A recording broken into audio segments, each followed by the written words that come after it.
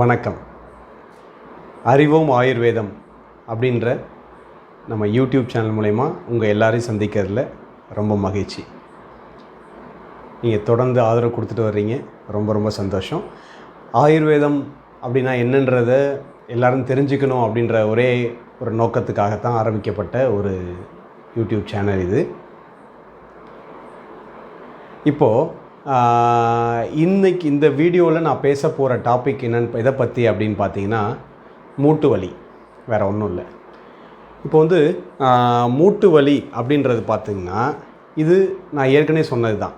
மூட்டு வலி எதனால் வருது அப்படின்னு பார்த்தோம்னா, நம்ம உடம்புல வாதத்தோட இன்வால்மெண்ட் அதிகமாக இருந்துச்சு அப்படின்னா நமக்கு வலி வரும். அது மூட்டில் போய் லொக்கேட் ஆகிடுச்சு அப்படின்னா அதுதான் வருது மூட்டு வலி. மூட்டு தேய்மானத்தால் வரும். நம்ம ரொம்ப அதிகமாக ஒரு பொருளை உபயோகப்படுத்தினா நமக்கு அது தேய்மானம்னு சொல்கிறோம் இல்லையா? அந்த மாதிரி மூட்டு தேய்மானம் அப்படின்றது நம்ம அதிகமாக பயன்படுத்துகிறோம். பட் ஆனால் அதுக்கு சொல்லப்போனால் சரியான ஒரு சர்வீஸ் பண்ணுறது கிடையாது. அதை பராமரிப்பு ரொம்ப கம்மி. ஸோ இதனால தான் வருது மூட்டு தேய்மானம்ன்றது. இது சரியாகுமா? இதை குணப்படுத்த முடியுமா? நிறைய பேர் இதுக்கு ஆப்ரேஷன் சொல்கிறாங்க, இதுன்றாங்க, இவ்வளோ பிரச்சனைகள் இருக்கே சார், இது எப்படி சார் அப்படின்றது நிறைய பேர் கேட்டிருக்காங்க. நானும் என்னோடய பேஷண்ட்ஸ்க்கும் வர்ற பேஷண்ட்டும் கேட்பாங்க. அவங்க எல்லார்கிட்டையும் சொல்கிறது ஒரே ஒரு விஷயந்தான். மூட்டு தேய்மானம் அப்படின்றது வயதை பொறுத்து, அதே மாதிரி அவங்களோட உடல் அமைப்பை பொறுத்து வேறுபடும். இப்போது ஒருத்தர் வாத உடம்பு உள்ள ஒரு ஆளாக இருந்தார், அவருக்கு மூட்டு வலி வருது அப்படின்னா அவர் குணப்படுத்துறது கொஞ்சம் கஷ்டம். அதாவது மருந்து மாத்திரைகள் கொடுக்கணும், கொஞ்சம் உணவு பத்தியங்கள் டயட்டுன்னு சொல்கிறோம் இல்லையா? அது அந்த பிரச்சனைக்கான உணவு டயட் கரெக்டாக ஃபாலோ பண்ணணும். இது இருந்தால் கொஞ்சம் குணப்படுத்துறது கஷ்டம். இதே பித்த உடம்பு அப்படின்னா நம்ம உணவு முறை கொஞ்சம் கொடுத்துட்டு அவங்களையும் கொஞ்சம் டயட்லாம் ஃபாலோ பண்ண சொல்லி கொஞ்சம் ஓரளவுக்கு இப்போ வாத உடம்பை காட்டிலும் பித்த உடம்பு உள்ளவங்களுக்கு மூட்டு வலியோட வீரியம் கொஞ்சம் குறையும் மருந்து மாத்திரை எடுத்துக்கிட்டோன்னா. இப்போ கப உடம்பு அப்படின்னு பார்த்துக்கிட்டோன்னா மூட்டு வலி அப்படின்றது கண்டிப்பாக குறையிறதுக்கான வாய்ப்புகள் நிறைய இருக்குது. இதே குடைச்சல் ஒரு மாதிரி குடையுதுன்னு சொல்லுவாங்க, ஹெவினஸ்ன்னு சொல்லுவாங்க இல்லையா? அந்த மாதிரி பிரச்சனை உள்ள தொந்தரவு உள்ளவங்களுக்கு அது கொஞ்சம் கஷ்டமாகும். இப்போது நம்ம தலையிலேருந்து பாதம் வரைக்கும் தானே எல்லாத்துக்குமே ரொம்ப முக்கியம். இப்போ நம்ம மூமெண்ட்ஸ் கொடுக்குறது எல்லாமே ஜாயின்ஸோட ஒரு முக்கியமான ஒரு ஃபங்க்ஷன் இல்லையா? தேவை.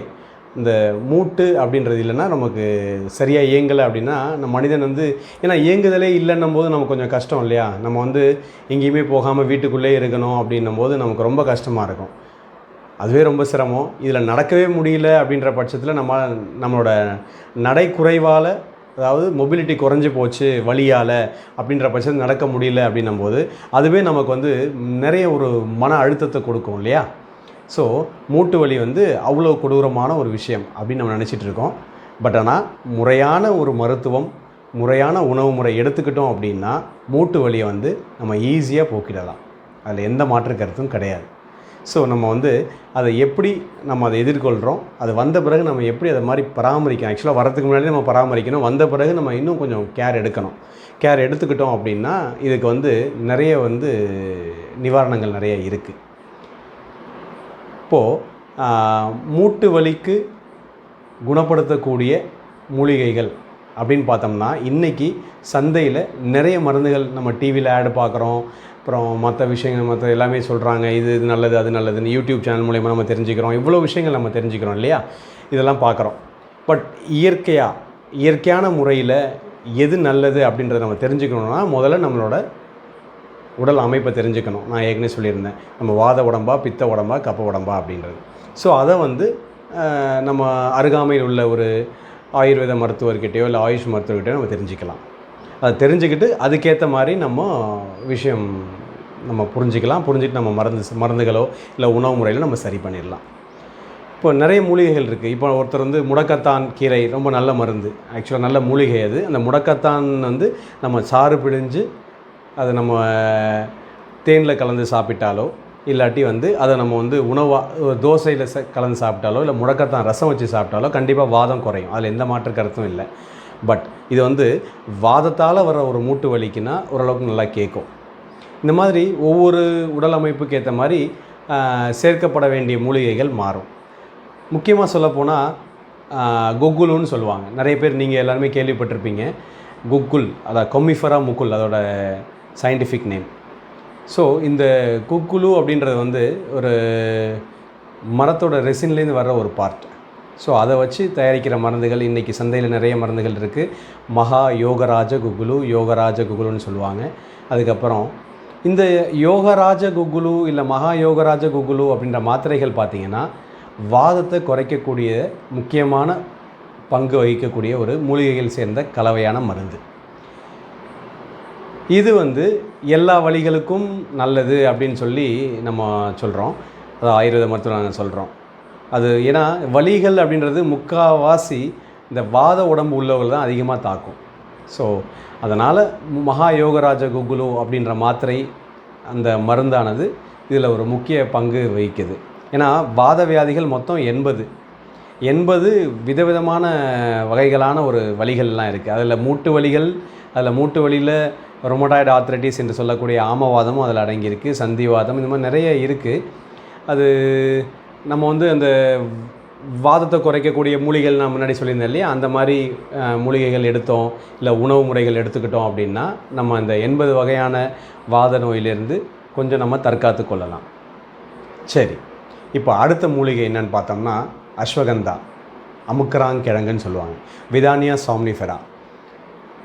இந்த மருந்து வந்து ஒரு ரசாயன மருந்துன்னு சொல்லுவாங்க, ஒரு ஆன்டி ஆக்சிடென்ட் உள்ள ஒரு மருந்து. இது வந்து நோய் எதிர்ப்பு சக்தியை அதிகரிக்கக்கூடிய ஒரு மூலிகையாகவும் செயல்படுது. இதுதான் அமுக்கரா சூரணம்ன்ற பேரில் வந்து சித்த மருத்துவர்கள் சித்த மருந்துகள் எல்லாமே தயாரிச்சிட்ருக்காங்க. ஸோ இதை வந்து ஆயுர்வேத மருந்து கடையிலையும் இது கிடைக்கும். அஸ்வகந்தாதி சூரணம்னு சொல்லுவாங்க, அப்புறம் அஸ்வகந்த சூரணம்னுவாங்க. அஸ்வகந்தாதி சூரணம்னா அஸ்வகந்தம், அதான் அமுக்கராங்கிழங்கு மட்டும் இல்லாமல் வேறு சில மூலிகைகள், சுக்கு, மிளகு, திப்பிலி இதெல்லாம் கலந்த மூலிகைகள் இருக்கும். அஸ்வகந்த சூரணம் அப்படின்னா வெறும் அமுக்கராங்கிழங்கு மட்டும் அதை சுத்தப்படுத்தி செய்யக்கூடிய ஒரு மூலிகையாக இது கிடைக்குது. இது சந்தையில் இன்று நல்ல பிரபலமான ஒரு மருந்து. அந்த அமுக்கராங்கிழங்கு மூலிகையை வந்து கண்டறிஞ்சு அதை கரெக்டாக பயன்படுத்தணும். அதாவது அதை பிட்டவியல்னு சொல்லுவாங்க. அந்த பிட்டவியல் செஞ்சு அந்த முறையில் அதை பயன்படுத்தி அதை பவுடராக அரைத்து அதை தினமும் ஒரு வேளை, இருவேளை, காலை இரவு நம்ம பாலிலேயோ அல்ல தேனிலையோ அல்ல தண்ணீரிலையோ சாப்பிட்லாம். இந்த பால், தேன், தண்ணீர் இதில் எதில் சாப்பிட்ணும் அப்படின்றத டிசைட் பண்ணக்கூடியது ஒரு மருத்துவரோட வேலை. அடுத்து முடக்கத்தான் சொன்னேன் இல்லையா, முடக்கத்தான் வந்து முடக்கறுத்தான் அதான் சொல்லுவாங்க. முடக்கு வாதம், வாதத்தில் ஒரு முக்கியமான வாதம் வந்து, அதாவது நோய் வந்து முடக்குவாதம். ஸோ இந்த பேரில் முடக்கறுத்தான் அப்படின்றது முடக்கு சம்மந்தப்பட்ட ஒரு பிரச்சனைகள் எதுவாக இருந்தாலும் அது வந்து இந்த முடக்கத்தான் கீரையை வந்து பயன்படுத்துறது மூலயமா அது நல்ல ஒரு ரிசல்ட்டை நமக்கு கொடுக்கும். அடுத்து சிலாசத்து அப்படின்றது ஒரு மினரல். இது வந்து ஒரு ராக்குன்னு சொல்கிறோம், அதாவது ஒரு பாறையிலேருந்து கிடைக்கப்படக்கூடிய ஒரு மினரல். இந்த சிலாசத்து அப்படின்றது வந்து குறிப்பாக 2 வகையில் இருக்குது. கோமூத்திர சிலாஜித்து, கற்பூர சிலாஜித்துன்னு சொல்லுவாங்க. அதில் கோமூத்திர சிலாசத்து, அதாவது கோமூத்திரம்னா நம்ம அவங்கள பசுவோட சிறுநீர், கோமியம் சொல்லுவோம். அந்த ஒரு ஸ்மெல், அதாவது அந்த ஒரு வாசனை உடைய ஒரு சிலாசத்து தான் கோமூத்திர சிலாசத்து. இது அதிகம் கலக்கக்கூடிய ஒரு மருந்தாக சந்திரபிரபா வடின்ற ஒரு மாத்திரை இருக்குது. இதோட குணாம்சம் என்னன்னு பார்த்தீங்கன்னா, மூட்டு வலின்னு நம்ம சொல்லிட்டோம். மூட்டு வலி வந்து வாத நீர்னு சொல்கிறோம் இல்லையா, அந்த வாத நீரால் வர்ற ஒரு மூட்டு வலிக்கு ஒரு அருமையான மருந்தாக செயல்படக்கூடியது தான் இந்த சந்திரபிரபா வடி அப்படின்ற ஒரு மாத்திரை. இது ஆயுர்வேத மருத்துவர்களுக்கு ஒரு வரப்பிரசாதமான ஒரு மூலிகைன்னே சொல்லலாம். அந்த அளவுக்கு இது வந்து முறையாக பயன்படுத்தணும் அப்படின்னா அருமையான ஒரு மருந்து சந்திரபிரபா வடி. சந்திரபிரபா அப்படின்னா சந்திரம் அப்படின்னா உங்களுக்கு தெரியும், சந்திரான்னா நிலா, பிரபா ஒளி, நிலவை போல பிரகாசிக்கக்கூடிய ஒரு மருந்து. அந்த மருந்து சாப்பிட்டோன்னா நம்ம உடம்பு அப்படி பிரகாசமாக இருக்கும், அதே சமயத்தில் உடம்பு ஓரளவுக்கு ஆரோக்கியமாகவும் இருக்கும். அதுக்கு தான் இந்த சந்திரபிரபா வடி அப்படின்னு சொல்கிறது. அப்புறம் கஷாயம் கலந்த மருந்துகள், ராஸ்னாதி கஷாயம் சொல்லுவாங்க. ராஸ்னா அப்படின்னா சித்திரத்தை. ஸோ சித்திரத்தை, வாதத்தை குறைக்கக்கூடிய ஒரு முக்கிய ஒரு மூலிகை. இதுதான் வந்து இன்று நிறைய மருந்துகள், மகாராஸ்னாதி, ராஸ்னாதி, அந்த மாதிரி நிறைய ஆயுர்வேத மருந்துகளில் முக்கியமான பிரதானமான மருந்தாக கலக்கப்படுதல் சித்திரத்தை ஒரு முக்கியமான ஒரு மூலிகை. கஷாயம். அடுத்து தைலங்கள். தைலங்களில் இன்றைக்கி நமக்கு ஒரே குழப்பமாக இருக்கும். ஏன்னா மார்க்கெட்டில் நிறைய தைலங்கள் இருக்குது.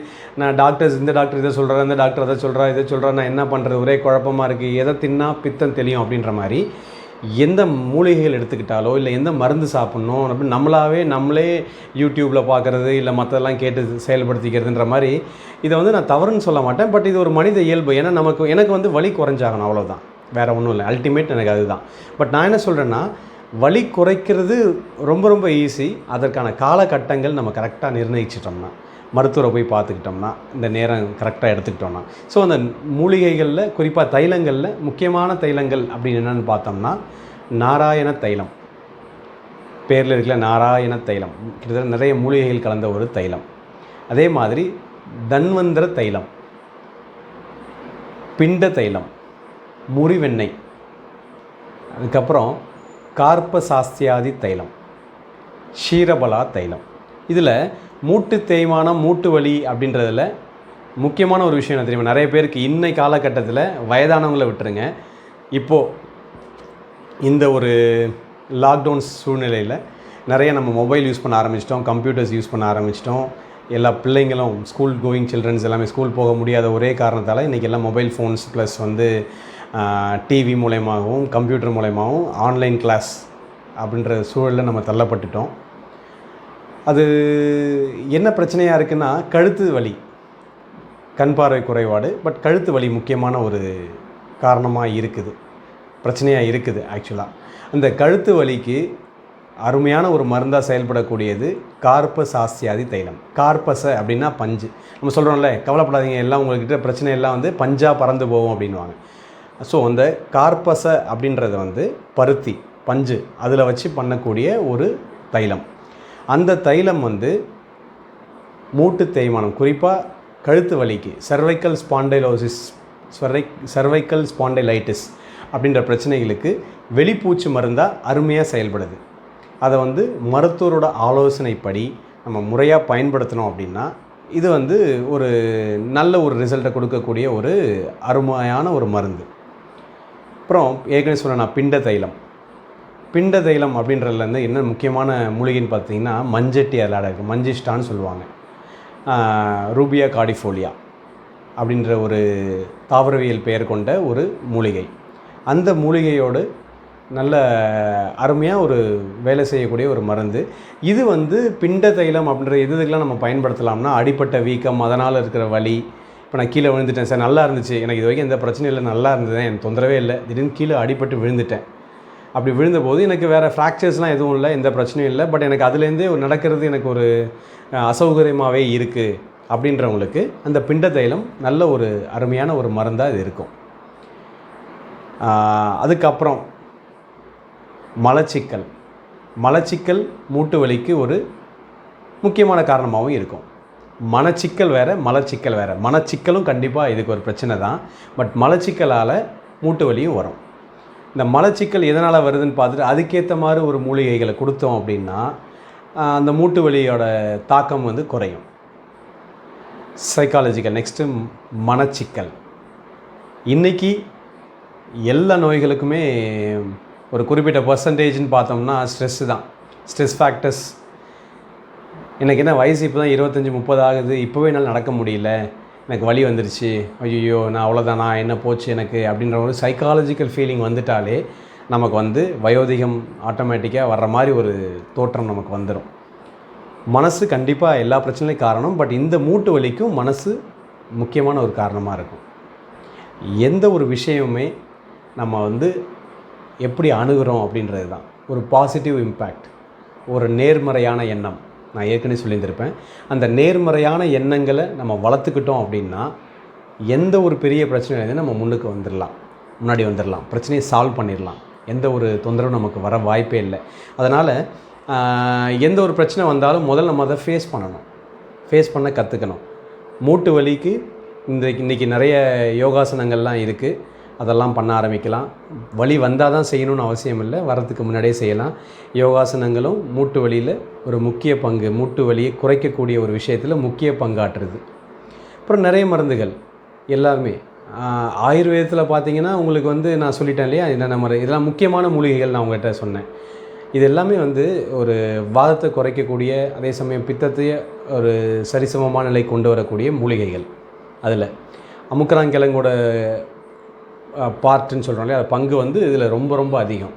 ஸோ இந்த மூட்டு வலி பயப்படக்கூடிய ஒரு வலி அல்ல. அதை வந்தால் முறையாக அதை நம்ம வந்து மருத்துவர்கிட்ட காண்பித்து சரி பண்ணிவிட்டு நம்ம சந்தோஷமாக நட போடலாம். அதில் எந்த பிரச்சனையும் கிடையாது. வயோதிகத்தால் மட்டும் மூட்டு வலி வர்றதில்லை. அதை வயசாகிடுச்சு எனக்கு மூட்டு வலி வந்துருச்சு அப்படின்லாம் கிடையாது. வயசு அப்படின்றது வந்து நம்ம உருவத்துக்கு தானே தவிர உடம்புக்கு கிடையாது. ஸோ அதனால் மனசுக்கு என்றைக்குமே வயசு இல்லைன்னு சொல்லுவாங்க இல்லையா. அதனால் நம்ம மனசு என்றைக்குமே வந்து ஹாப்பியாக வச்சுப்போம். எந்த ஒரு பிரச்சனையும் ஈஸியாக சால்வ் பண்ணுவோம். உணவு முறையை கண்டிப்பாக ஃபாலோ பண்ணி கடைப்பிடிக்கணும். இதுதான் முக்கியமான ஒரு இது. மறந்துடாமல் மழைக்காலங்கள் தவிர்த்து வெயில் காலங்கள், அதாவது spring season plus summer season, இந்த இலையுதிர் காலம், ஆட்டம் சீசன், இதெல்லாம் வந்து நம்ம வந்து அந்தந்த சீசனுக்கு கொடுக்கப்பட்ட உணவு முறைகளை நம்ம முறையாக பயன்படுத்தி ஆக்டிவிட்டீஸ்ன்னு சொல்லுவோம். தினச்சரியம் டெய்லி செய்யக்கூடிய ஆக்டிவிட்டீஸ், இந்த மாதிரி எண்ணெய் குளியல், அபியங்கம், இதெல்லாம் வந்து எந்த ஆயில் பயன்படுத்தினா எதுக்கு நல்லா இருக்கும் அப்படின்றது நம்ம உடல் அமைப்பை பொறுத்து மருத்துவர் சொல்லுவாங்க. அதை கரெக்டாக முறையாக பயன்படுத்தினோன்னா நம்ம உடம்பு வந்து ரீசார்ஜ் பண்ண மாதிரி, உடம்பு ரெஃப்ரெஷ் பண்ண மாதிரி. ஸோ மூட்டு வலிக்கு டாட்டா பாய் பாய்ன்னு சொல்லிட்டு போயிட்டே இருக்கலாம். ஸோ நான் சொன்னதெல்லாம் உங்களுக்கு கொஞ்சம் புரிஞ்சிருக்குன்னு நினைக்கிறேன். இது சம்மந்தமான டவுட்ஸ் எதாவது இருந்தது அப்படின்னா தாராளமாக நான் டெஸ்கிரிப்ஷனில் கொடுத்துருக்கேன் என்னோடய மெயில் ஐடி ப்ளஸ் மொபைல் நம்பருக்கு வாட்ஸ்அப் பண்ணுங்கள், மெயில் ஐடிக்கு மெயில் பண்ணுங்கள். அதில் சொன்ன மருந்துகள் சம்மந்தப்பட்ட டீட்டெயில்ஸும் நான் டெஸ்கிரிப்ஷனில் கொடுக்குறேன். உங்களுக்கு ஏதாவது சந்தேகங்கள் இருந்தால் தயவுசெய்து சந்தேகத்தை நிவர்த்தி பண்ணிவிட்டு நான் சொன்ன மருந்துகளை பயன்படுத்துங்க. நன்றி.